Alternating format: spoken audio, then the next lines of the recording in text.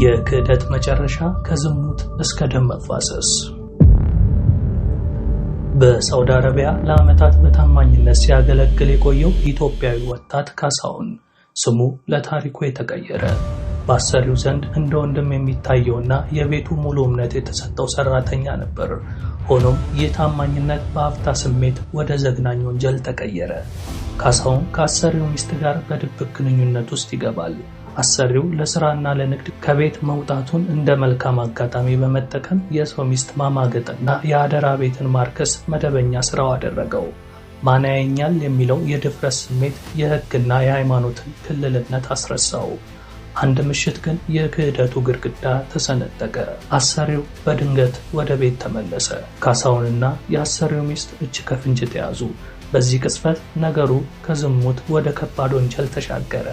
አሰሪው በቁጣ ፖሊስ ለመጥራት ስልኩን ሲያነሳ ካሳሁን በድንጋጤና ድርጊቱን ለመሸፈን ሲል በአቅራቢያው የነበረውን ስለታማ ነገር አንስቶ አሰሪው ላይ ከባድ ወንጀልና ጥቃት አደረሰ።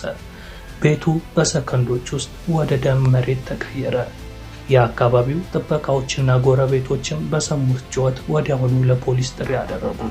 ፖሊስ ስፍራው ላይ ሲደርስ አሰሪው በደም ተለውሷል፣ ወድቋል። ካሳሁን ደግሞ ደሙን እየጠረገ ለማምለጥ ሲሞክር እጅ ከፍንጅ ተያዘ። በዚህ ምሽት የካሳሁን ስም ከታማኝነት ሰራተኝነት ወደ አደገኛ ወንጀለኝነት ተቀየረ። አሁን ጉዳዩ በከፍተኛ ፍርድ ቤት እየታየ ይገኛል። ካሳሁን የተከሰሰባቸው ወንጀሎች የሚከተሉት ናቸው። የአደራ ክህደትና ዝሙት፣ በትዳር ውስጥ ባለች ሴት ላይ የፈጸመው ድርጊት፣ ከባድ የግድያ ሙከራ፣ በአሰሪው ሕይወት ላይ ላደረሰው አደጋ፣ የሀገር ደህንነትን ሞራል መጣስ። በሳውዲ ሕግ እነዚህ ወንጀሎች ጥብቅና ከባድ ቅጣት፣ እስራትን፣ ግርፋትን እስከ ሞት የሚያደርስ ያስከስሳሉ። እንግዲህ ከዚህ አስከፊ ወንጀልና ታሪክ ልንማር የሚገባው የአፍታ ስሜት የዘላለም ጸጸት፣ ለጥቂት ደቂቃዎች ደስታ ተብሎ የሚፈጸም ስህተት ሙሉ ሕይወትን ያበላሻል።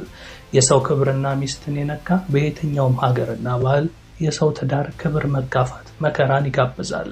የኢትዮጵያ ስም በውጭ ሀገራት የምናደርገው እያንዳንዱ ድርጊት በሺዎች የሚቆጠሩ ወንድሞቻችንና እህቶቻችንን ገጽታ ይነካል። በአንድ ሰው ጥፋት ብዙዎች እንዳይሰደቡ መጠንቀቅ ይገባል። ሕግን ማክበር፣ በተለይ ባዕድ ሀገር ላይ ስንኖር የሀገሪቱን ሕግና ደንብ ጠብቆ መኖር የደህንነታችን ዋስትና ነው።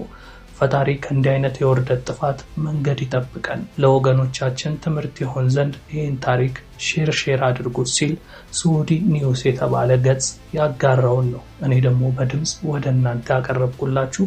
ከዚህ ብዙ ትምህርት ታገኛላችሁ ብዬ አስባለሁ። መልካም ጊዜ።